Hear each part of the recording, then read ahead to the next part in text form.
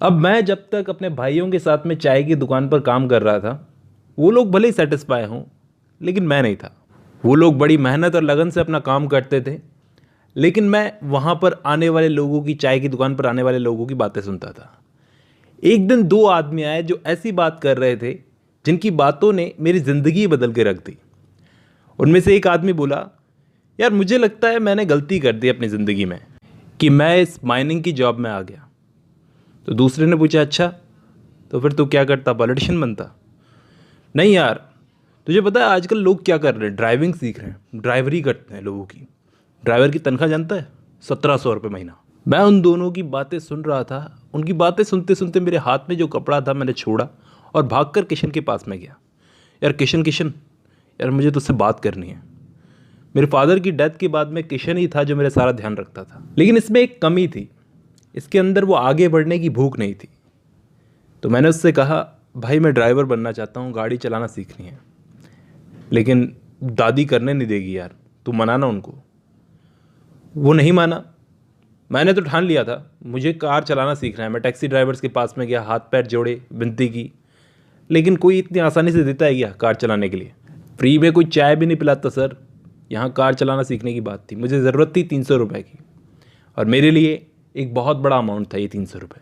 अब ये पैसे जमा करने के लिए मैं कंस्ट्रक्शन साइट पर गया। मैंने मैनेजर से बात की। मैनेजर ने मुझे ऊपर से नीचे तक देखा। तुम यहाँ काम करोगे? भाई तुम्हारे बस की नहीं है, तुम दुबले पतले हो। नाम क्या है तुम्हारा? बोला बलराम हलवाई। अरे भाई जाओ, मिठाइयाँ बनाओ, यहाँ काम करना तुम्हारे बस की बात नहीं। अब मैं उससे ज़िद करने लगा, मुझे एक मौका तो दीजिए।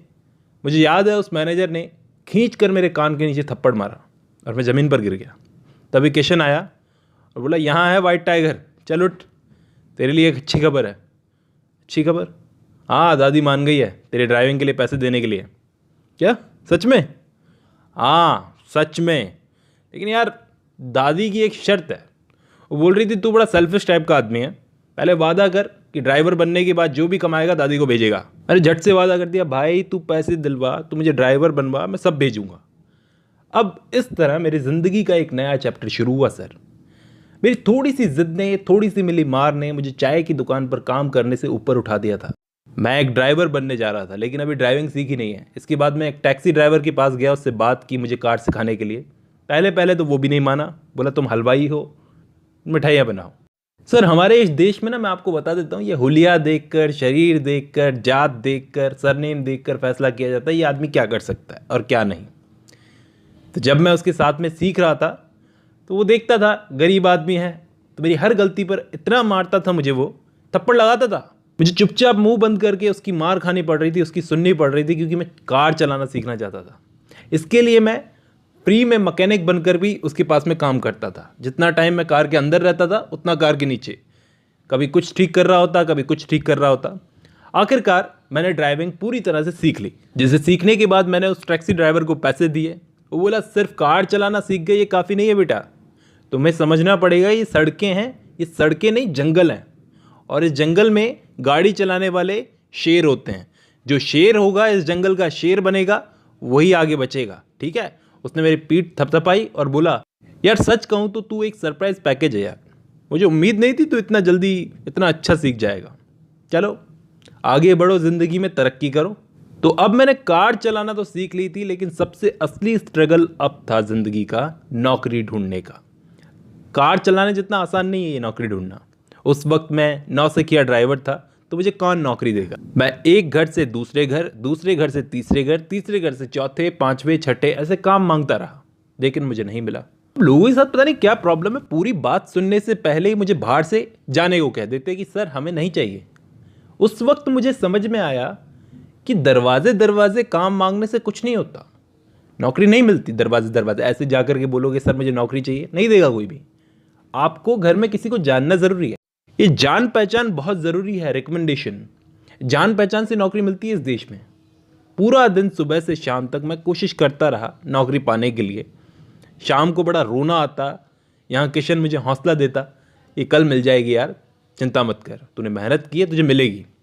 और फिर 2 हफ्ते तक चक्कर काट काट के पैरों में छाले आ गए। उसके बाद में मैं एक बड़े से घर के सामने जाकर खड़ा हो गया। उस घर की दीवारें बहुत बड़ी थी और उसके मालिक के बारे में मुझे कुछ पता था थोड़ा बहुत। तो बाहर एक चौकीदार था, उसने मुझे बड़े रूखे अंदाज में पूछा, कौन हो तुम, क्या चाहिए? मैं बोला, ड्राइवर के लिए काम मांगने आया हूँ भाई, मुझे 4 साल का एक्सपीरियंस है। वो अभी अभी मेरे पुराने मालिक मर गए हैं, जिसकी वजह से अब मेरे पास काम नहीं है। लेकिन मना कर देता है, हमें ड्राइवर नहीं चाहिए, हमारे पास पहले से ड्राइवर है। मैं ज़िद करने लगा, मैं मान ही नहीं रहा था, मैं खड़ा हो गया। वो बोलता है, अरे भाई जाओ यार, पागल है क्या तू? तभी दरवाज़ा खुला, अंदर से मालिक, एक बूढ़े से मालिक थे, वो बाहर आए। उन्होंने चौकीदार से पूछा, राम बहादुर क्या हल्ला लगा रखा है? वो चौकीदार बोला, कुछ नहीं साहब, ये भीख मांग रहा है आदमी। ए राम बहादुर, झूठ क्यों बोल रहा है? भिखारी नहीं हूँ साहब, काम मांगने आया हूँ। साहब मैं आप ही के गांव से हूँ, लक्ष्मणगढ़। वो बूढ़ा आदमी मेरी बात सुनने के बाद मुझे देखता रहा। राम बहादुर से कहा, अंदर आने दो लड़के को। और वो आदमी इतना बोलते ही अंदर जाने लगा। वो एक मोमेंट था, मैं बोला, राम बहादुर हट पर है। मैं उस ओल्ड मैन के पीछे पीछे भागा, उस आदमी के पैरों में गिर गया, आंखों में आंसू आ गए थे, उसके पैरों को चूमने लगा। उस आदमी ने मुझे ऊपर उठाकर पूछा, क्या तुम सचमुच लक्ष्मणगढ़ से हो लड़के? मैंने कहा, हाँ जी सर, लक्ष्मणगढ़ का हूँ, चाय की दुकान पर काम करता हूँ। वहाँ पर आप ही की बातें होती रहती है। वो लोग कहते हैं कि जब से आप आते नहीं, गाँव में रौनक ही नहीं है। फिर वो बूढ़ा आदमी हंसने लगा और अपने बेटे से कहा, देखा अशोक, ये हैं गांव के लोग, इनके मन में कितना प्यार होता है। चलो इसका टेस्ट लेते हैं, मुकेश को बुलाओ अंदर से। अब इस आदमी के 2 बेटे थे, बड़ा बेटा था मुकेश और छोटा बेटा था अशोक। अशोक छोटा बेटा था, जो अभी अभी अपनी वाइफ पिंकी मैडम के साथ में यूएस से आया था। उनके लिए एक ड्राइवर की ज़रूरत थी और मेरा टेस्ट लिया इन लोगों ने मुकेश के साथ में, मतलब अपने बड़े बेटे के साथ में।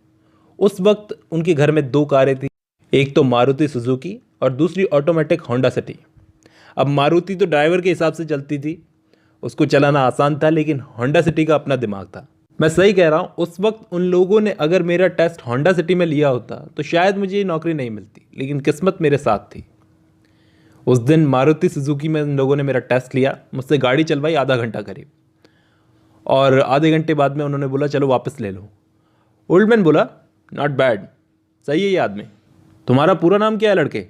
जी सर, बलराम हलवाई। हलवाई, अच्छा ये टॉप कास्ट है कि बॉटम? मैंने अपना दिल थाम लिया, क्योंकि ये जवाब से मेरी नौकरी टिकी थी। अब सर मैं आपको एक बात बता देता हूँ, क्योंकि मेरी कास्ट हलवाई है तो मुझे मिठाई की दुकान पर तो आराम से नौकरी मिल सकती है। वो लोग समझते हैं कि ये हलवाई है तो इसे कुछ मिठाई वगैरह बनानी तो आती होगी। लेकिन ऐसा क्यों है कि मेरे फादर भी हलवाई थे, उसके बावजूद भी वो रिक्शा चलाते थे? ऐसा ज़रूरी नहीं है कि हमारी कास्ट जो हो हम वही काम करें। अब मैं बॉटम कास्ट का था, फिर भी उस ओल्ड मैन ने कहा कि इसको काम पर रख लेते हैं, बाकी सब अपर कास्ट के ही हैं, तो एक आध अगर बॉटम कास्ट का भी हो तो मुझे कोई प्रॉब्लम नहीं है। लेकिन उसके बड़े लड़के मुकेश को मेरा फैमिली बैकग्राउंड जानना बहुत ज़रूरी लग रहा था। उसने कहा कि इतनी जल्दबाजी मत दिखाओ, इसकी ड्राइवर की फैमिली के बारे में पता कर लेते हैं। अब हमारे यहाँ पे क्या होता है सर, यहाँ पे किसी फैमिली का ड्राइवर सिर्फ ड्राइवर नहीं होता, वो खाना भी बनाता है, काम भी करता है, सफाई भी करता है, पैर भी दबाता है, सारे काम करता है। यहाँ पे कोई ड्राइवर नहीं होता, यहाँ पे सिर्फ नौकर होता है। उन्होंने मुझसे पूछा, पैसे कितने लोगे भाई? मैंने कहा, आप लोग मुझसे बड़े हैं, माँ बाप की तरह हैं, आपको जो पसंद आए दे देना, नहीं भी दोगे भी तो भी चलेगा, आपसे क्या पैसे लेने, आप बस काम पे रख लीजिए, कुछ मत दो। तो उन्होंने कहा 800 रुपये देंगे महीने के, राजी हो तो ठीक है, 2 महीने तक अगर तुम्हारा काम अच्छा लगा तो 1500 रुपये कर देंगे। तो मैं तो फटाफट मान गया, 1500 रुपये बहुत ज़्यादा थे। अब 2 दिन बाद उन लोगों ने मुझे काम पर रख लिया। वो श्योर हो गए थे कि मेरी फैमिली यही है और मैं कहीं जाने वाला नहीं। अब ये सबसे इंपॉर्टेंट इन्फॉर्मेशन है, अगर आपको पता है कि आपका सर्वेंट कहाँ रहता है, उसकी फैमिली कहाँ है, तो आप थोड़ा सिक्योर फील करते हो। तो इन लोगों ने मुझे 2 दिन बाद काम पर रख लिया। अब मेरे पास एक नौकरी है, अच्छा खाना है, रहने की जगह है, और सबसे बड़ी बात, मेरे पास एक यूनिफॉर्म है। यूनिफॉर्म की बहुत ज़रूरत है, बहुत इज्जत होती है। संडे को स्पेशल खाना भी मिलता है, खाने के लिए एक अलग कमरा है जिसमें मैं राम प्रसाद के साथ में रहता हूँ।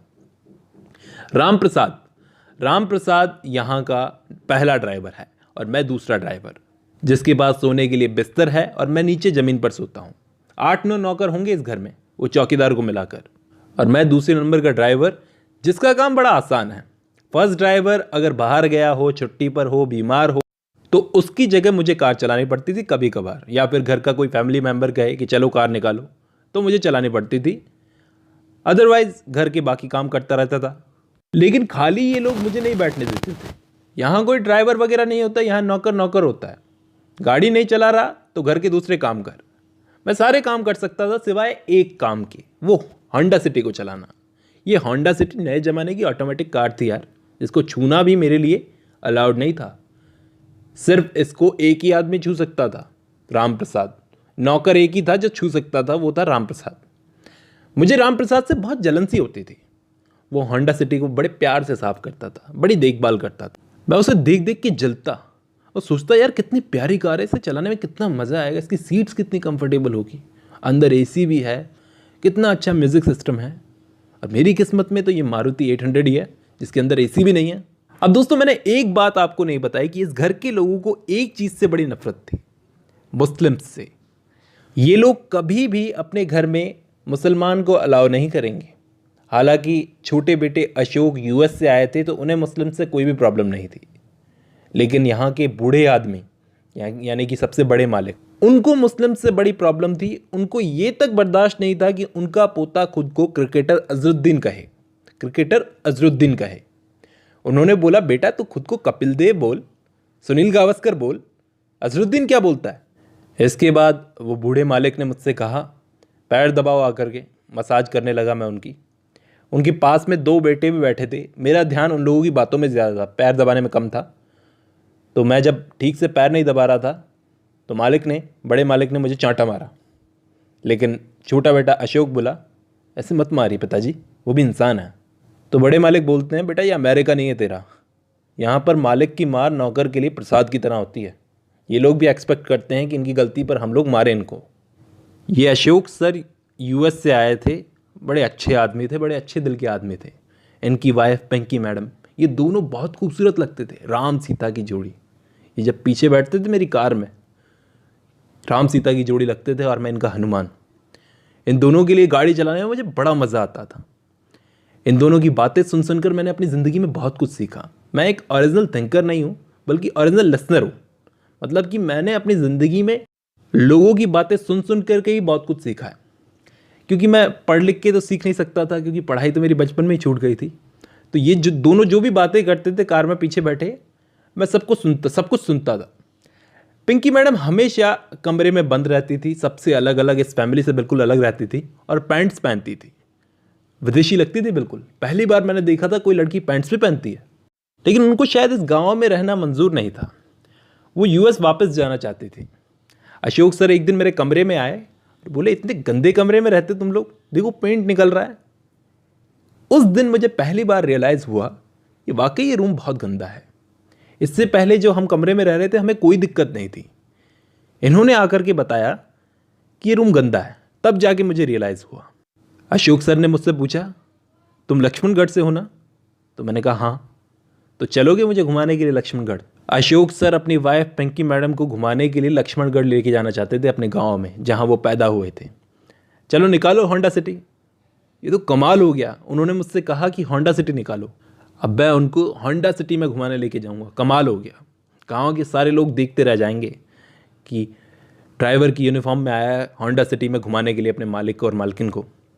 पिंकी मैडम को मेरा गाँव देखने में कोई इंटरेस्ट नहीं था, लेकिन अशोक सर को था। हम जब गाँव में गए, दादी माँ के पास में मैं गया तो किशन बोला, अच्छा पहचानता है हमको? मुझे थोड़ी सी शर्म आई। पिछले कुछ महीनों से तूने 1 रुपया भी नहीं दिया घर में।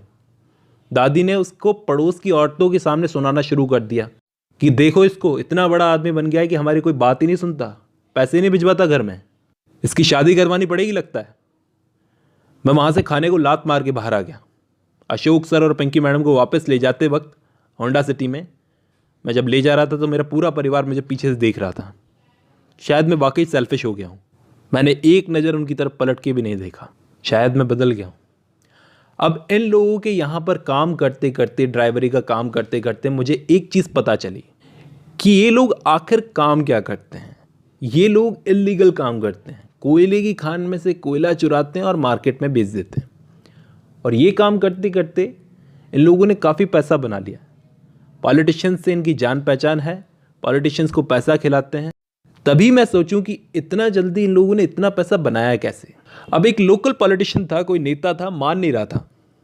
वो कह रहा था, ज़्यादा पैसे की डिमांड कर रहा था इन लोगों से। तो अशोक बोला, कब तक इन लोगों को पैसा खिलाते रहेंगे? दिल्ली में हमारी इतनी जान पहचान है, वहाँ पे जाकर पॉलिटिशियन से बात क्यों नहीं कर सकते? पिंकी मैडम को वैसे भी सिटी से बाहर निकलना था, गांव में नहीं रहना चाहती थी वो। इसलिए ये तय हुआ कि अशोक सर और पिंकी मैडम जाने वाले हैं दिल्ली, और उनके साथ में जाएगा इस घर का एक ड्राइवर, जिसको तनख्वाह मिलेगी 3,000 रुपये। मतलब यहाँ जो मिल रही है उससे बिल्कुल डबल। मैं जाना तो चाहता था, लेकिन राम प्रसाद के रहते मैं कैसे जाऊँगा? ये बात मुझे चौकीदार राम बहादुर ने बताई। उससे जब मैं बात करने लगा तो उसने बताया, अशोक सर और पिंकी मैडम दिल्ली जा रहे हैं, उनके साथ में एक ड्राइवर को जाना है। लेकिन बेटा तू तो नहीं जा पाएगा, चौकीदार राम बहादुर ने मुझसे कहा। राम प्रसाद के रहते हुए कोई चांस नहीं है भाई तेरा, पॉसिबल ही नहीं है। मैं सोचने लगा क्या करूं जब मैं दिल्ली जा पाऊं। उस रात सोचते सोचते मुझे नींद ही नहीं आ रही थी। तभी अचानक आधी रात में कमरे में कुछ काटने की आवाज़ आने लगी, प्याज काटने की। मैंने देखा राम प्रसाद प्याज काट रहा था। मैं सोच में पड़ गया कि आधी रात में ये आदमी प्याज क्यों काट रहा है। बस क्या आप मानोगे, उसके ये प्याज काटने की आवाज़ ने, इतनी रात को प्याज काटने ने मुझे दिल्ली पहुंचाया। अगर आप जानना चाहते हो कैसे, तो वो हम लोग नेक्स्ट वीडियो में डिस्कस करेंगे।